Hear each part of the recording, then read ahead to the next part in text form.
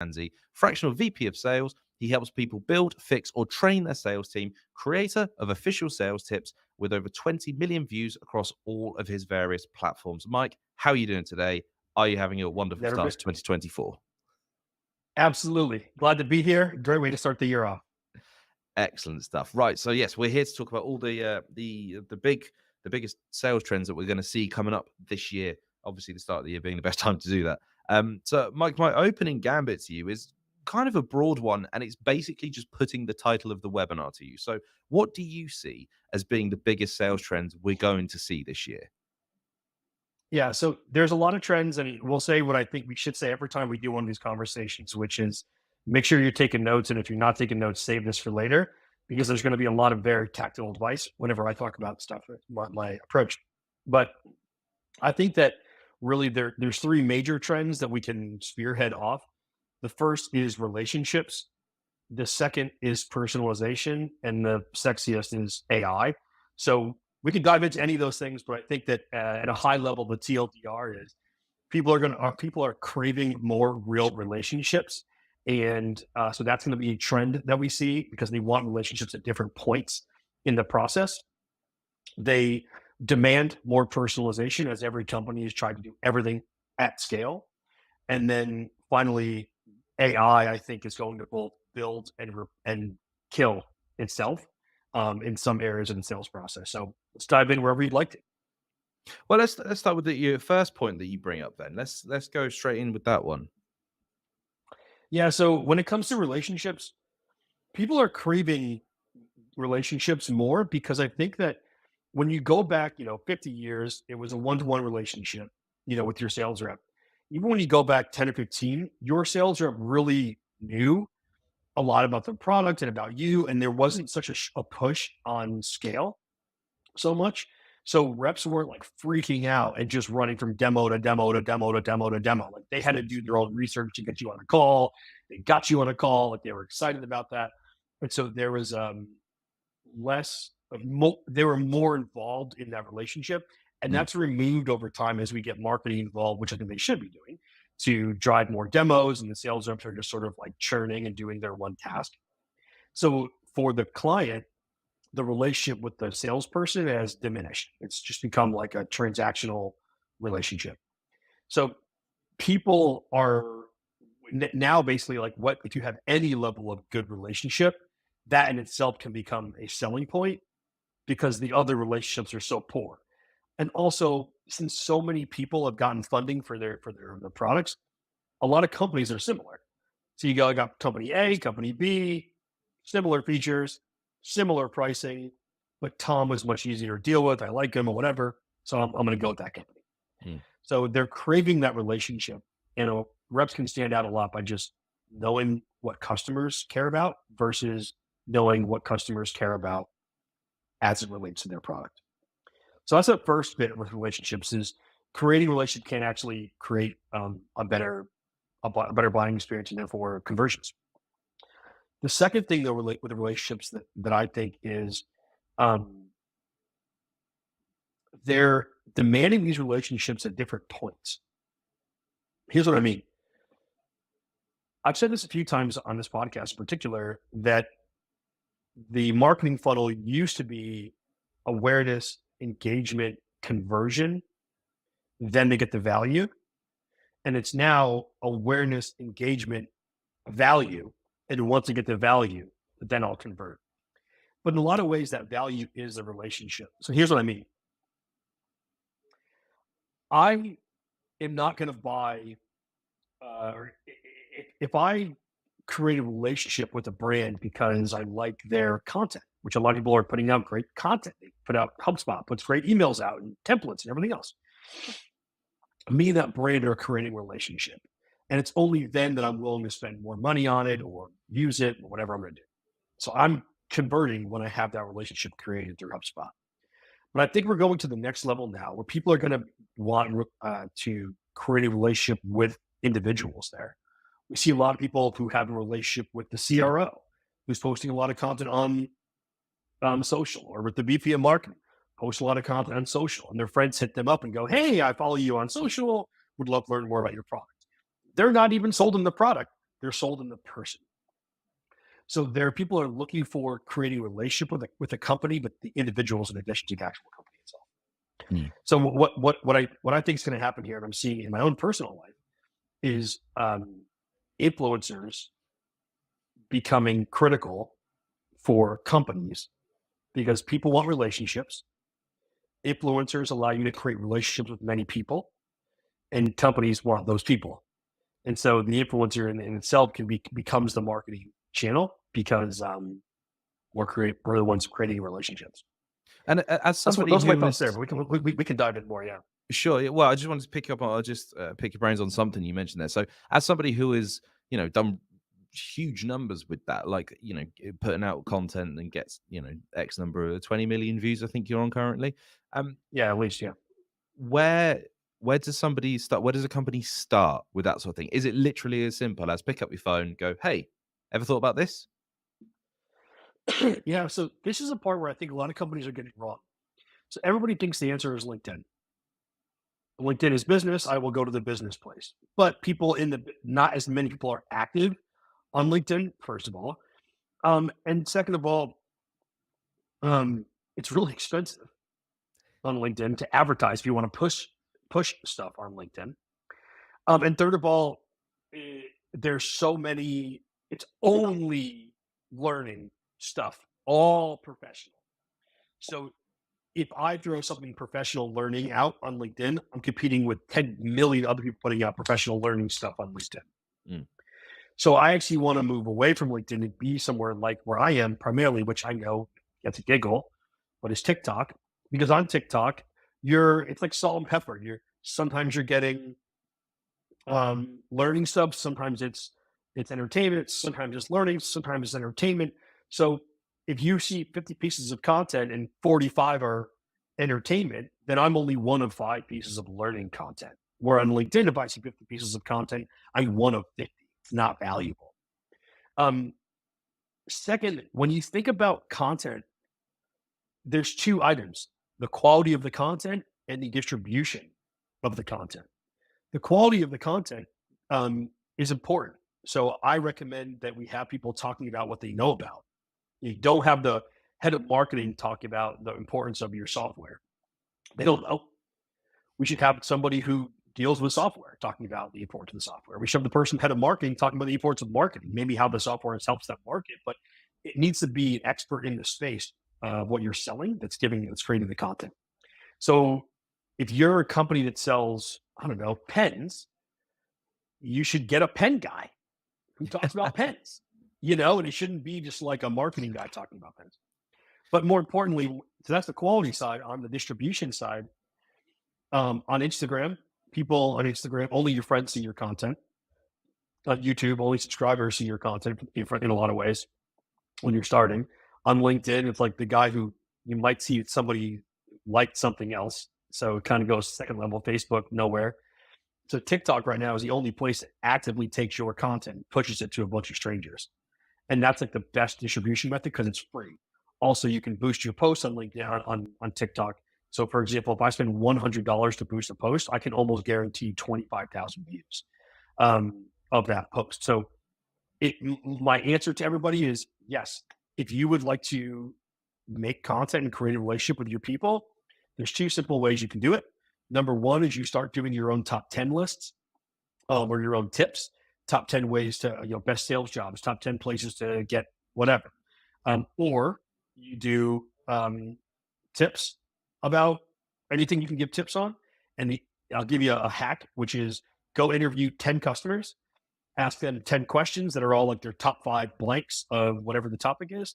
And you now have 500 pieces of content because you can just do, here's this customer's one piece of content, here's these top 5 customers, top 5 pieces of content or whatever, and push that out both to LinkedIn as well as TikTok, Reels, everywhere else. Now you're going to create a real relationship with your customers.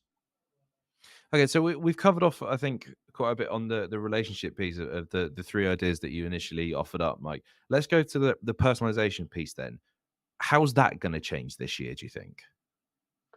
Yeah. So the personalization and the AI thing are going to kind of go hand in hand a little bit here.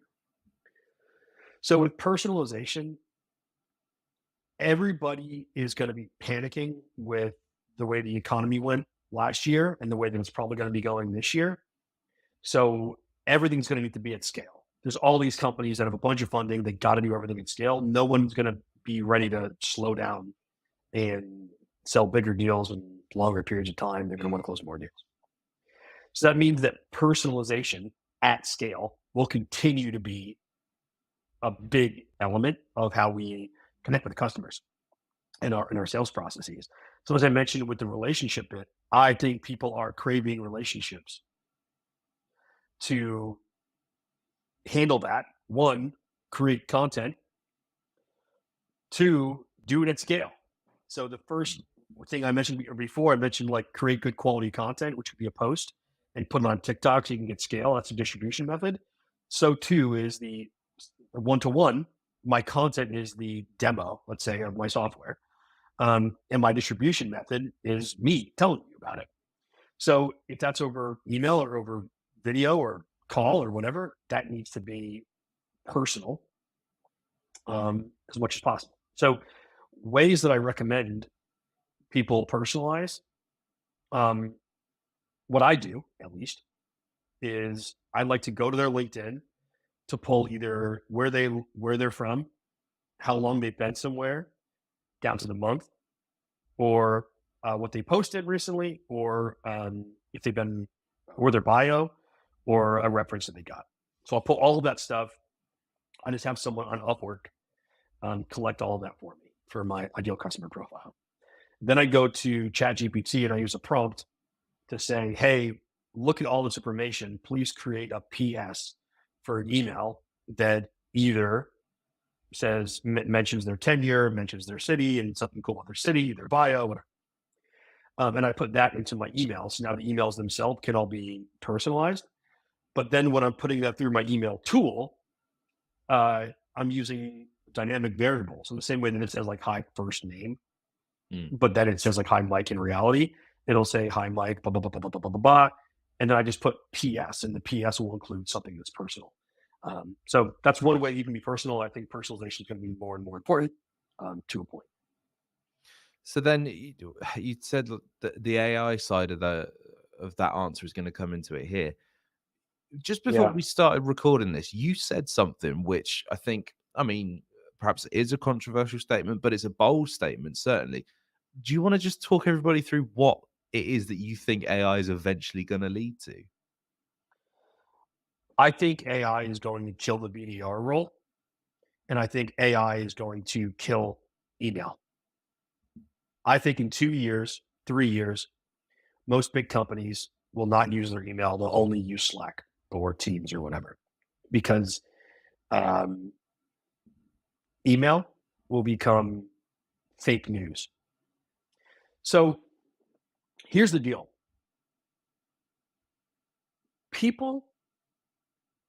When your people are reading an email, the first thing they're scanning is this a real person?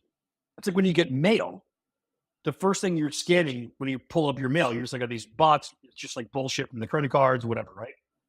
So is this real? It's not like we hope as we're writing it that they're thinking, ooh, is this relevant? Is this really harping home to like your challenges? It's like, no, the first thing is this real? From a real person too. So if we believe that we can pass that test and we can test, is it real? And we can dictate, yes, that's real, or no, that's not real. We'll continue to read emails. But at some point, as AI gets better and better and better, you're already seeing how I'm using it. And I'm just nobody. One of these big companies doing, and there's a million new softwares being created to do this faster. But when that's happening in your inbox, you can't tell. I don't know if it's real or not real. It's super personal. It's extremely relevant. How the heck would they know that? For a while, you'll be like, holy cow, I got to respond. And people are going to respond. Heck, to the way that I do my email, which is, very manual, but with this AI bit and everything, with my clients, I had 2 clients. One showed me an email that was like, I need to respond because I also love that burger joint. And so they thought it was a real human. and were being nice, mentioning some burger joint that it was fake. They're not fake, but it was automatically made. And the other one was, I remember he literally wrote, with an email as personal as that, I had to write back to you. Again, completely automated email. And that's in 2023 with no real good automation to make that happen. I have some tools for it, but so when you now fast forward and you look at an email, you think it's personal, but you don't know if that's a real person that personalized it or a bot that's personalized it, you're going to disengage. Mm. Imagine if the news, imagine if there was CNN, let's just say, if CNN said stuff, they had news, and then you didn't. Sometimes it was AI, Don Lemon or whoever, I don't know who the people are on CNN. Sometimes it was AI, sometimes it wasn't. Eventually, you would probably stop watching, or like sometimes the news stories are true, sometimes they're not. Eventually, you just go, I'm just going to turn it off because I can't know if it's true or not. If your email, sometimes it's actually a real person personalizing it, sometimes it's not, and eventually you will turn off your email. So I think what we're going to see is a huge spike in response rates and people replying to emails because they're going to get way more personal, way more relevant. I mean, we look at adding intent data. So if you say like, "Oh, I got to list everybody who's high intent, listen to my content, and I can send out emails to them that are all personalized, all relevant," holy shit, you're going to get 80% reply rates.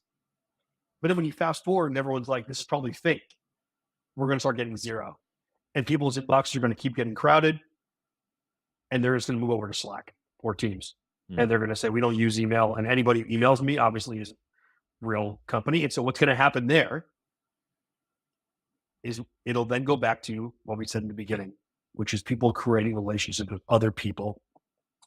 So if the next 2 years you're creating content and building an audience, when email starts to work less and less, which I'm already seeing. I mean, heck, 8 months ago, I was getting 80% open rates. Now I'm getting 50% open rates.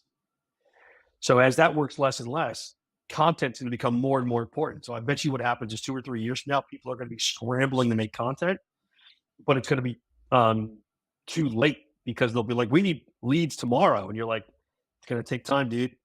Like this is like, we are currently in the pre-SEO era. And I'm telling you, the SEO is going to be very important. And people are like, "I'll just phone call somebody." You're like, SEO is going to be really important. And if you try to do it the day you need leads, you're going to be 2 years too late because we got to build content, build credibility, and all that. So AI is going to kill email. So it's fascinating, really, isn't it? Because obviously this webinar is, the biggest sales trends. It turns out that actually what you need to be doing is marketing slightly differently, social selling, that sort of thing. You could almost say that. So then let's just, Absolutely. what you mentioned about like it getting if AI, let's say that you're correct and, suddenly a BDR becomes defunct as a function. Is there something that BDRs can be doing now? Or is it just that it's starting to make content and starting to lay tracks for that sort of thing? Or is there something else that they can do to sort of not combat it if that's the way it's going to go? Can they sort of learn new skills so that they can upskill and then, obviously carry on that trajectory at all, do you think? Yes. So what BDRs should be doing today is creating their own audience, creating their own content about a topic. Now, don't be making content about how to be a good BDR. That's not useful unless you're later going to work with some company that sells some BDR tools, which I'm telling you will be defunct. But more, if you're a BDR, you can, and you're like, I like marketing. I want to be in the marketing space. I just like that. Buy 10 marketing books, go through it, and just make 100 videos of you underlining one line from the marketing book that you're reading that you found thoughtful. I bet you people will subscribe to that. Buy 100 marketing books, read the first chapter of each book, give a 10-second summary of each chapter of the book. If you're into marketing, go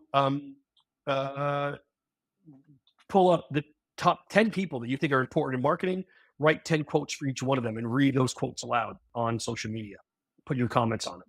Now, over the next 1 or 2 years, you're becoming an authority in the marketing space. So when BDR goes away, a company might want to hire you to say like, "Well, you have an audience of 200,000 people that like marketing. We want to sell to marketers." In fact, a great example of this, I'll give you 2 examples. This guy on TikTok, Will, oh man, I wish I got his name ever. Will Aitken, I believe is his name. And he created a big following of salespeople. And then I believe Lavender an email tool picked him up to say, hey, can you generate leads for us? And so he made content and it was about lavender, but it was like, because we already know you have an audience of salespeople that we want to use. Me, 2 years ago, I was approached by a company that sells to sales managers. And they were like, you have an audience of sales managers. Can you come to our company and just basically funnel leads to our company? So it's already happened in such a small scale. Mm. Imagine if I had 10 BDRs today, forget the future. If I had 10 BDRs I could hire today, 5 of them have the best BDR skills, can cold call like nobody's business. And 5 of them have an audience of VPs of sales and they've all got 50,000 followers each. Who are you going to hire? Mm. I'm hiring the ones with the audience because they've got a captive audience who are interested in them regardless. All I have to do is insert my product as the thing that they can funnel the audience to. So that's what they should be Absolutely, doing. yeah, 100%. It's funny actually you mentioned Will Aitken. So Will actually he did do a webinar with us last year. Was it last Oh, year? he's the Yeah, it was best. last year. So yeah, he's a lovely guy. Lovely guy. I'd love to get him back on. So if you do want to catch that, go to leadforensics.com/webinars and you'll be able to see, not only would you be able to see the plethora of content that you and I have created, Mike, you'll also be able to find a Sure. webinar that features Mr. Will Aitken as well. Mike, I am going to start to wrap up our conversation. While I'm doing my next bit, I want you to be thinking about the top tip you're going to offer up to everybody as we come to the end of the conversation. Obviously, this webinar is brought to you by Lead Forensics, which is software which identifies anonymous visitors to your B2B website, showing you their customer journey, what links they've clicked on, pages they've clicked through, and all in real time. If you'd like to book an obligation-free trial or sit a demo of the software with us, just let me know on the poll, which is on screen now, and I'll leave that up as we come to the end of the conversation we're having with Mike here. There's also another link that if you could click on the webinar feedback survey form, I would love to hear what you enjoyed about this week's webinar. So yeah, Mike, I'm going to come back to you again. You've provided us again with even more insight for another Lead Forensics webinar. I'm going to ask you the question that I ask you every single time we do one of these. What is the top tip that you want everybody to take away today from this webinar, all about the biggest sales trends in 2024? If you really want to personalize and scale, personalize yourself as a person at scale. Make content and push it out to other people. So my push to you today would be you should write one or do one video, 10 seconds on TikTok, LinkedIn, Instagram, anywhere. Do one video a day for 30 days and see people commenting about how great you are or how helpful your work is, or even book demos with you. But if you're not doing it now, 2 years from now, you're going to wish you had a couple of years of experience. Amazing stuff. Mike Manzi, thank you again for sharing so much knowledge with our audience here today. Do remember to keep an eye on Lead Forensic Socials for news of our upcoming webinars, and we will see you again very, very soon. Mike, thanks again for joining me. Glad to be here.